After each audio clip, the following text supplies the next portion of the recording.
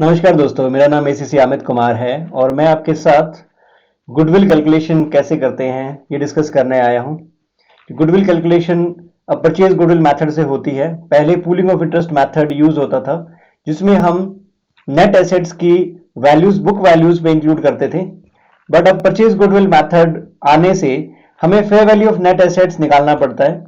इसकी वजह क्या है कि जब हम किसी कंपनी को अक्वायर कर रहे हैं और जो कीमत हम उस कंपनी को अक्वायर करने के लिए दे रहे हैं, अगर उस कीमत को कंपनी की बुक वैल्यू से कंपेयर किया जाता है तो जो भी डिफरेंस है सारा का सारा गुडविल के अमाउंट के रूप में रिकॉर्ड हो जाता है।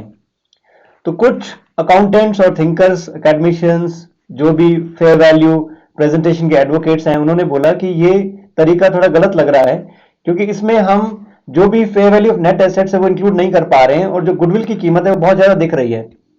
और पूलिंग ऑफ इंटरेस्ट मेथड में वो गुडविल अमोर्टाइज भी हो जाती थी, तो एक सही प्रेजेंटेशन नहीं प्रेजेंट हो रही थी, जिसके बाद हमने तय किया कि गुडविल आज के बाद अमोर्टाइज नहीं होगी और जो भी हम कीमत दे रहे हैं उसका कंपैरिजन सिर्फ book value of net asset से नहीं होगा, उसका fair value of net asset से होगा।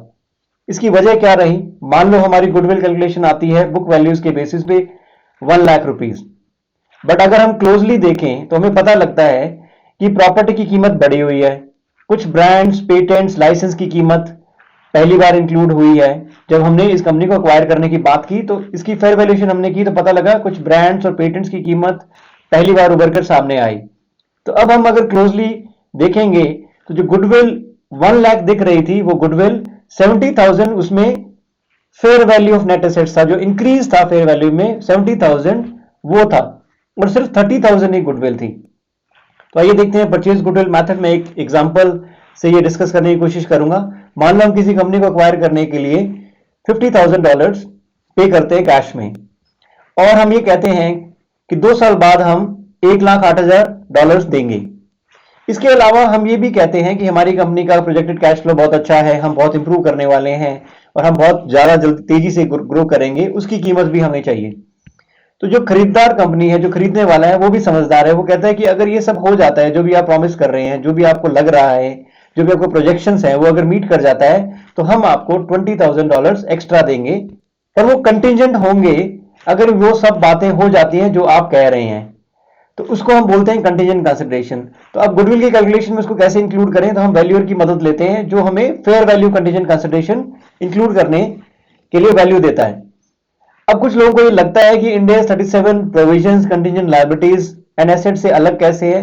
ये इंड AS 37 का क्लॉज नहीं है, ये इंड AS 103 बिजनेस कॉम्बिनेशंस में आता है। ये तब इंक्लूड होता है जब हम किसी कंपनी को खरीद रहे हैं, हमें क्या देना पड़ सकता है अगर वो कुछ कंडीशंस मीट कर जाते हैं, तो उसकी fair value of consideration, contingent consideration हम इंक्लूड करते हैं गुडविल वैल्यूएशन में। उसके बाद आती है बात कि fair value of net assets. मैंने आसानी के लिए यहाँ पे fair value of net assets include कर ली है 2,12,200, जो कि बुक वैल्यूज हो सकता है कि 1,80,000 थी, उनकी फेयर वैल्यू इंक्रीज हुआ और fair value of net assets बढ़कर अब है 2,12,200। जो टोटल नंबर ऑफ शेयर्स इस कंपनी के अक्वायर हुए वो हुए 75,000 शेयर्स। एनसीआई का हिस्सा है 25,000 shares. Fair value of NCI in the market है 3 पर शेयर, तो टोटल वैल्यू एनसीआई की है 75,000। अब क्या होता है कि अगर कोई अमाउंट हमें 2 साल बाद देना है तो रिक्वायरमेंट ये है कि हमें उसे डिस्काउंट करना होगा प्रेजेंट वैल्यू पे, और आज की प्रेजेंट वैल्यू ही हम इंक्लूड कर सकते हैं। इन फ्यूचर हम उसका अनवाइंडिंग करेंगे और अनवाइंडिंग ऑफ डिस्काउंट हम इंक्लूड करेंगे पीएनएल में ईयर ऑन ईयर। तो आइए देखते हैं कैसे गुडविल कैलकुलेशन होता है। अगर मैं कैश कंसिडरेशन की बात करूं तो कैश पेमेंट हुआ है 50,000। डेफर्ड कंसिडरेशन जो टोटल अमाउंट 1,08,000 देना है 2 साल बाद, तो उसमें डिस्काउंट रेट है 10% और डिस्काउंटिंग फैक्टर है, अगर मैं फॉर्मूला यूज करूं 1/1 + r⁻n, वो यूज करके जो डिस्काउंटिंग फैक्टर निकला वो है 0.826। तो अगर मैं कैलकुलेट करूं कि आज 1,08,000 जो मुझे 2 साल बाद देना है उसकी कीमत आज क्या है, तो मैं डिस्काउंटिंग फैक्टर यूज करता हूं और 1,08,000 से मल्टीप्लाई करके देखता हूं कि प्रेजेंट वैल्यू इसकी क्या है। तो प्रेजेंट वैल्यू आज की 1,08,000 जो मुझे 2 साल बाद देना है उसकी आज कीमत है 89,256। फेयर वैल्यू कंटीजेंट कंसिडरेशन जो हमें वैल्यूअर ने तय करके दी वो है $20,000। सो टोटल कीमत जो मैं पे कर रहा हूं इस कंपनी को एक्वायर करने के लिए वो है 1,59,256।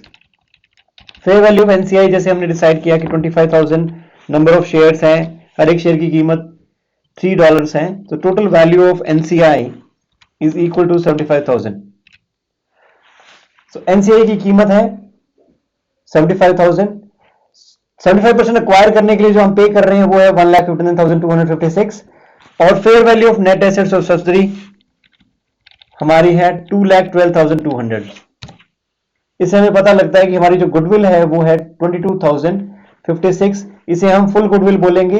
ये गुडविल पेरेंट और एनसीआई दोनों को बिलोंग करती है क्योंकि हमने एनसीआई फेयर वैल्यू पे मेजर की है।